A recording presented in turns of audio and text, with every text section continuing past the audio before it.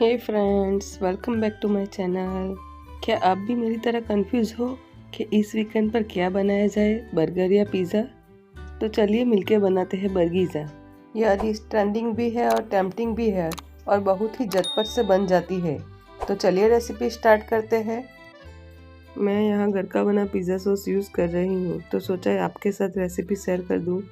तो इसके लिए मैंने पैन में 1 चम्मच जितना ऑयल लिया है।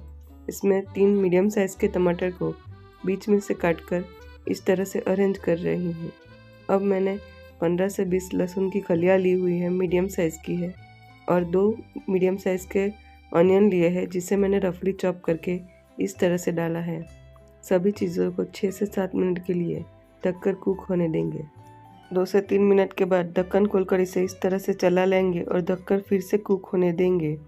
अब हमारे टमाटर तो नीचे से अच्छे से सॉफ्ट होने लगे हैं, तो उसे पलटकर दूसरी ओर भी कुक होने देंगे। 4 से 5 मिनट के बाद दूसरी ओर से भी टमाटर अच्छे से कुक हो जाएंगे, तो अब उसे पलटकर उसके छिलके निकाल लेंगे। देखिए फ्रेंड्स, बहुत ही आसानी से छिलके निकल रहे हैं। अब टमाटर को इस तरह से स्पैचुला की मदद से चॉप कर लेंगे। अब उसमें जाएगा स्वाद अनुसार नमक और 2 चम्मच जितना पिज़्ज़ा सीजनिंग। अगर आपके पास पिज़्ज़ा सीजनिंग ना हो तो आप ऑरिगेनो और चिली फ्लेक्स भी डाल सकते हो। मैंने यहाँ 1 टीस्पून जितनी शुगर ऐड की है, आप चाहो तो स्किप भी कर सकते हो।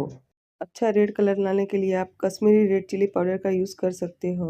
अब इसे ढककर थोड़ी देर के लिए ऐसे ही छोड़ देंगे। तब तक के लिए हम वेजिटेबल चॉप कर लेंगे। मैंने यहाँ मीडियम साइज़ का कैप्सिकम लिया है जिसे मैं इस तरह से चॉप कर रही हूँ। आप चाहो तो रेड या येलो बेल पेपर का भी यूज़ कर सकते हो। मेरे पास आज था नहीं तो मैंने यूज़ नहीं किया है। कैप्सिकम चॉप हो जाए तो इसे एक बाउल में निकाल लेंगे। मैंने यहाँ 2 से 3 जितने मीडियम साइज़ के ऑनियन को ले लिया है। इसे भी मैं इस तरह से चॉप कर रही हूँ। फ्रेंड्स, मेरी आवाज़ थोड़ी दबी दबी लग रही होगी क्योंकि मेरा गला बैठा हुआ है, तो इसके लिए सॉरी। आप अपनी चॉइस के और भी वेजिटेबल्स इसमें ऐड कर सकते हो, जैसे बीन्स है, कैरेट है, स्वीट कॉर्न है। ऑनियन को भी बाउल में निकाल लेंगे। अब मैंने 3 मीडियम साइज़ के टमाटर लिए हैं जिसे मैं इस तरह से पतला पतला स्लाइस में कट कर रही हूँ। अब हम बीच में से बीज वाला पोर्शन निकाल लेंगे और इसे इस तरह से छोटा छोटा चॉप कर लेंगे। सारे ही टमाटर को इस तरह से बीज वाला पोर्शन निकाल के चॉप करेंगे। बीज वाले पोर्शन को वेस्ट नहीं करना है, इसे सब्जी या सूप बनाने के लिए यूज़ कर लेंगे। टमाटर को भी बाउल में निकाल लेते हैं। अब हम वेजिटेबल्स में सीजनिंग कर लेते हैं। उसके लिए मैंने मेयोनीज, केचप, पिज़्ज़ा सीजनिंग और ऑरिगेनो और चिली फ्लेक्स, सॉल्ट और रेड चिली पाउडर लिया हुआ है। सबसे पहले 1 से 1.5 चम्मच जितना मेयोनीज ऐड करेंगे। बाद में 1 से 1.5 चम्मच जितना टोमेटो केचप ऐड करेंगे। आप अपने स्वाद के अनुसार पिज़्ज़ा सीजनिंग, ऑरिगेनो और चिली फ्लेक्स ऐड कर सकते हो।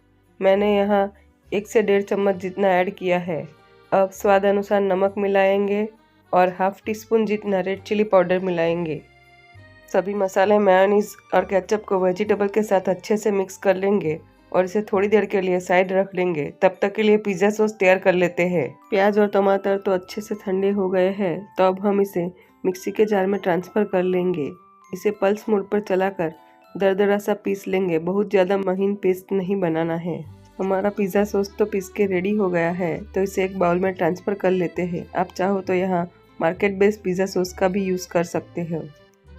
आज हम डिफरेंट वे में बर्गीज़ा बना रहे हैं, तो सबसे पहले देख लेते हैं कि बर्गर के बन को किस तरह से कट करना है। आप वीडियो में देख सकते हैं, मैं बर्गर के बन को राउंड का शेप देते हुए बीच में कैविटी बना रही हूँ। देखिए, बहुत ही आसानी से ऊपर का लेयर इस तरह से अलग हो जाएगा और बन में कैविटी हो जाएगी। मुझे साइड में थोड़ा मोटा लग रहा है, तो मैं नाइफ की मदद से इसे इस तरह से निकाल रही हूँ। यह काम बहुत पेशेंस से करिएगा, वरना बन टूट सकता है। बन में से एक्स्ट्रा ब्रेड क्रम्स को इस तरह से हटा लेंगे। अब बन का ऊपर का जो पार्ट है उसको इस तरह से काट लेंगे और एक लीड जैसा बना लेंगे। उसका क्या करना है मैं आगे दिखाती हूँ। इसी तरह से हम सारे ही बन में कैविटी बनाकर तैयार कर लेंगे। चलिए अब बर्गीज़ा को प्रिपेयर कर लेते हैं। उसके लिए हमने जो बन में कैविटी बनाई है उसमें सबसे पहले बटर स्प्रेड करेंगे। जब बटर अच्छे से स्प्रेड हो जाए तब हम घर का बना हुआ पिज़्ज़ा सॉस ऐड करेंगे और उसे अच्छे से स्प्रेड करेंगे। आप चाहो तो यहाँ मार्केट बेस्ड पिज़्ज़ा सॉस का भी यूज़ कर सकते हो। बटर और पिज़्ज़ा सॉस स्प्रेड करते वक्त बहुत ही केयरफुली और पेशेंस से काम करेंगे, जिससे कि हमारे बन टूटे नहीं। फ्रेंड्स, हो सके तो आप फ्रेश बर्गर बन का ही यूज़ कीजिएगा, जिससे कि बन फटने का टूटने का चांस न रहे। अब हम 1 से 1.5 चम्मच जितना वेजिटेबल सीजनिंग ऐड करेंगे, जो हमने प्रिपेयर करके रखा था। उसकी एक लेयर हो जाए तब हम उस पर चीज़ स्प्रेड करेंगे। चीज़ स्प्रेड करते वक्त ग्रेटर पर पहले ज़रा सा ऑयल लगा लेंगे और इसे इस तरह से स्प्रेड कर लेंगे, जिससे कि चीज़ ग्रेटर पर चिपके नहीं। आप चाहो तो यहाँ मोज़रेला चीज़ का भी यूज़ कर सकते हो। मैंने यहाँ प्रोसेस चीज़ का यूज़ किया है। अब हम फिर से एक लेयर वेजिटेबल सीजनिंग की कर देंगे।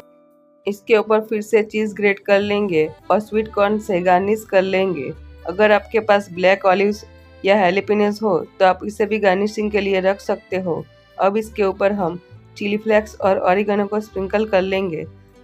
लास्ट में 2 से 3 ड्रॉप मायोनीज के ऐड करेंगे, जिससे बर्गीज़ा दिखने में टेम्पटिंग लगे। यह स्टेप बिल्कुल ऑप्शनल है, आप चाहो तो कर सकते हो या स्किप भी कर सकते हो। इसी तरह से मैं दूसरा बर्गीज़ा भी तैयार कर लूँगी। अब एक नॉनस्टिक पैन में 1 टीस्पून जितना बटर स्प्रेड करेंगे, उस पर तैयार किया हुआ बर्गीज़ा रखेंगे और ढककर 4 से 5 मिनट तक स्लो फ्लेम पर कुक होने देंगे।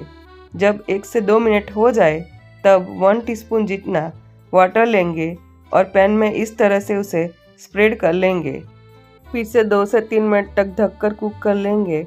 यह स्टेप करने से बर्गीज़ा में चीज़ है वो मेल्ट हो जाएगा और उसका बेस थोड़ा सा क्रिस्पी हो जाएगा। अगर आपको मेरी रेसिपीज अच्छी लगती है तो शेयर ज़रूर कर दीजिएगा। बर्गीज़ा सर्व होने के लिए रेडी है, तो इसे प्लेट में निकाल लेते हैं। उसके ऊपर ब्रेड का वह पार्ट रख देंगे जो हमने पहले काट के रखा था। कैसा लग रहा है हमारा बर्गीज़ा, मुझे कमेंट में ज़रूर बताइएगा।